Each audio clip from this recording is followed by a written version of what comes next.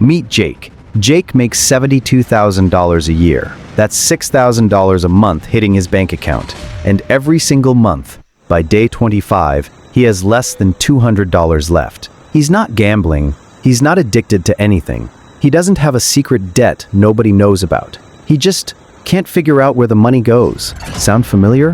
Here's what nobody tells Jake, and what nobody told you either. The problem isn't how much money comes in. The problem is the invisible system running inside your head, quietly deciding where every dollar goes before you even realize it. Today, I'm going to show you exactly what that system is, why it's keeping you broke, and the specific steps to break out of it. Let's go. Quick note before we start. This isn't a budgeting video. I'm not going to tell you to cut your coffee or track every dollar in a spreadsheet. That advice exists everywhere. It's not working for you. What I'm going to show you is the behavioral science behind why income never solves a money problem, and what actually does. Stay with me. This one is different. Let's go back to Jake.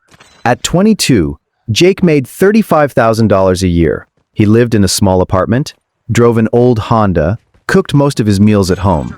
Life was tight but manageable. At 27, Jake got promoted. Salary jumped to $55,000. What happened? New apartment, nicer neighborhood, car upgrade, more dinners out, better clothes. At 30, another raise, $72,000.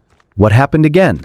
Bigger apartment, car lease, gym membership, subscriptions, weekend trips. Here's the brutal math. At $35,000, Jake saved almost nothing, but he spent almost nothing too. At $72,000, Jake saves nothing, but now he spends everything. His income doubled. His savings stayed exactly the same, zero. This is called lifestyle inflation, and it is the single most common reason why people earning good money feel permanently broke. Every time income goes up, spending follows immediately. Sometimes it goes up even faster.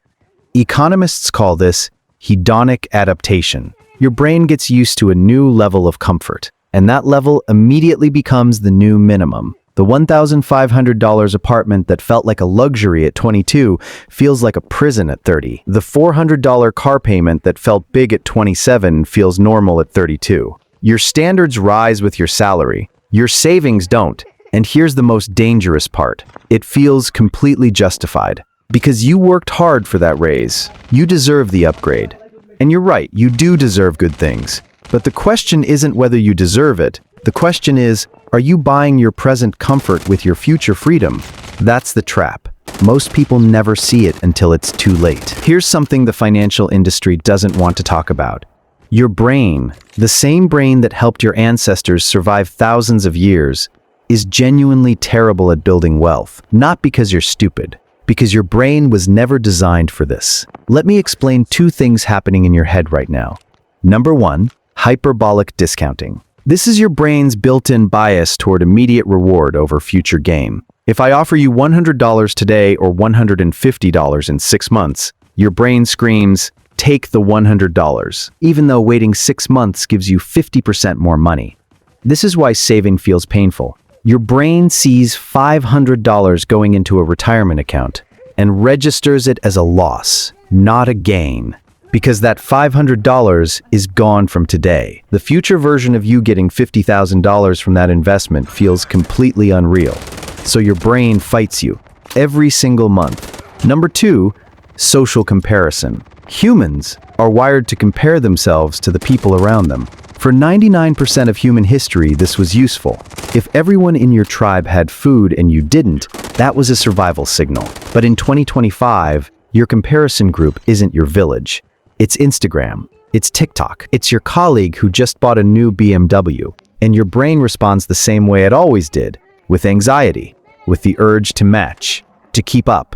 So you spend money you don't have, to impress people you don't even like, to feel a sense of belonging your brain is desperately searching for. This isn't weakness, this is biology, but biology can be rewired. And that's exactly what we're going to talk about next. Let me show you something that will make you see your spending completely differently. There's a concept in behavioral economics called mental accounting. Your brain doesn't treat all money the same. It puts money into invisible mental buckets and spends from each bucket differently. Money from your salary? That feels earned and serious. You think twice before spending it. Money from a bonus?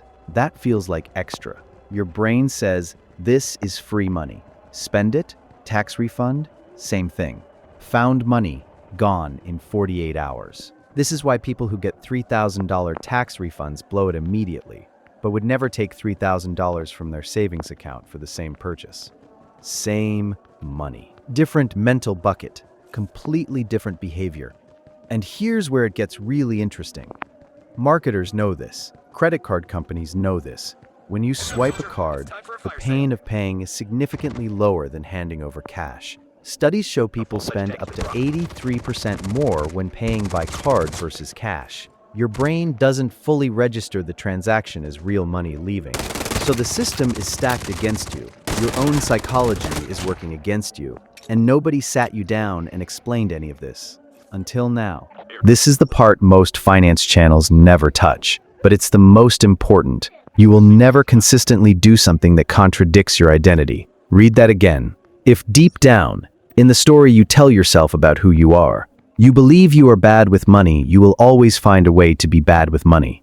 No matter what tools, budgets, or apps you try. If you grew up watching your parents struggle financially, there's a strong chance you inherited their relationship with money, not their income. Their beliefs.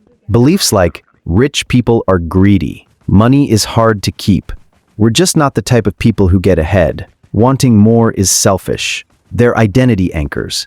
They pull you back every time you try to move forward. Jake, our guy from the beginning, grew up watching his dad stress about bills every month. Somewhere in his childhood brain, he decided money is something that causes stress and eventually disappears. And so, without knowing it, he recreates that pattern every month. Income goes up, spending follows, stress remains, money disappears. The pattern never breaks because the belief never changed. So here's the real question. Not where does my money go, but what do I actually believe about money? And where did that belief come from? Okay, enough diagnosis. Let's talk solution. Fix number 1. Pay yourself first. Non-negotiable. The moment your paycheck lands, before rent, before food, before anything, a fixed percentage moves automatically to savings or investments. Not what's left. First, start with 10%, even if that's $200 a month. Automate it so your brain never sees it as an option.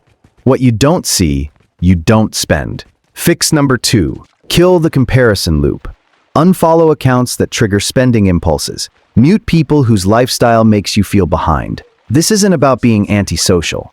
It's about protecting your brain's default state from constant financial anxiety. Your comparison group determines your spending baseline. Choose it deliberately. Fix number 3. Rewrite your money identity. Every morning, one sentence, written down or said out loud. I am someone who builds wealth slowly and consistently. This sounds simple. The neuroscience behind it isn't. Repetition literally rewires neural pathways. The story you tell yourself about money will eventually become the truth. If you tell it long enough. Fix number 4. Use friction against yourself. Make spending harder. Make saving easier. Delete shopping apps from your phone. Add a 48-hour rule before any purchase over $100. Move savings to a separate bank, one with no debit card. Every layer of friction reduces impulse decisions by 20% to 40%. Fix number 5. Track net worth. Not spending. Stop obsessing over your budget. Start tracking one number. Your net worth. Every month, when you watch that number grow, even slowly, your brain starts to associate saving with reward. The dopamine loop starts working for you instead of against you. Let's come back to Jake. Same guy, same salary, $72,000 a year. But now Jake knows something he didn't before. He knows his lifestyle was inflating silently with every raise. He knows his brain was designed to spend, not save. He knows his childhood gave him a money story he never chose. And he knows, for the first time, that the problem was never the income. It was always the invisible system running underneath it. Now he's changed the system. He automated $600 a month into an index fund the day he gets paid. He deleted 3 shopping apps. He stopped following people whose lifestyle was bleeding his wallet. At 40, If he stays consistent, that $600 a month grows to over $430,000. Same salary, different system, completely different life. The question isn't whether you can earn more money. The question is, are you ready to change the system running underneath the money you already have? Drop a comment and tell me, which part of this hit you hardest? I read every single one. And if you want to know exactly how to set up that automatic investment system from scratch, that video is right here. I'll see you in the next one.